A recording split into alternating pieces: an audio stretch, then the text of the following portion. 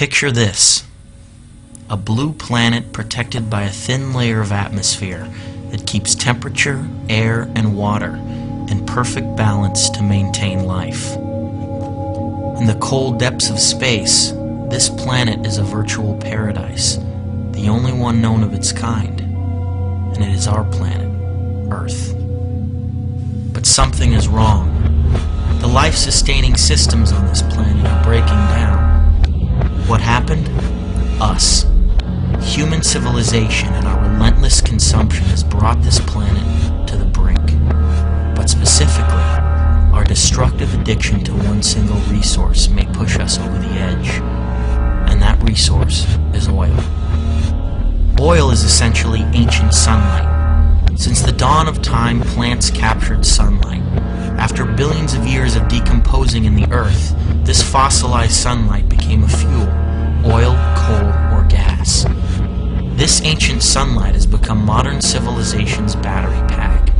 The problem is, oil is a finite resource.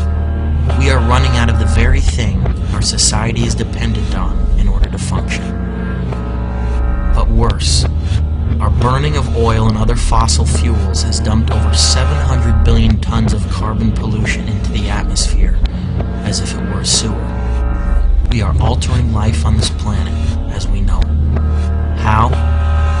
The accumulated pollution causes the atmosphere to trap more of the sun's heat. The Earth's surface temperature is actually going up. This is what is known as global warming. Warming, that almost sounds inviting. That in a world 20 years from now, we will all be living in a tropical paradise, where the extent of our problems will be pondering which SPF sunscreen to use. But don't be fooled. Thousands of climate scientists agree that global warming is not only the most threatening environmental problem, but one of the greatest challenges facing all of humanity. The 1990s alone have been the warmest decade of the entire millennium.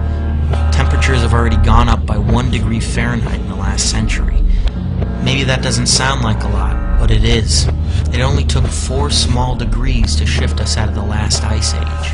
When you turn on the TV and you hear about killer heat waves, extreme weather conditions, freak storms, drastic flooding of cities, rising sea levels, giant chunks of ice breaking off in the Antarctic, coral reefs bleaching out and dying, make the connection. It is global warming and climate change. In the face of this disaster, what have big corporations and politicians done about it? Unfortunately, not enough. The fact is they've gained too much money and power off our addiction to oil. This makes them dangerously resistant to change. But are we? We must demand a separation between oil and state. We can get off oil and slow down global warming.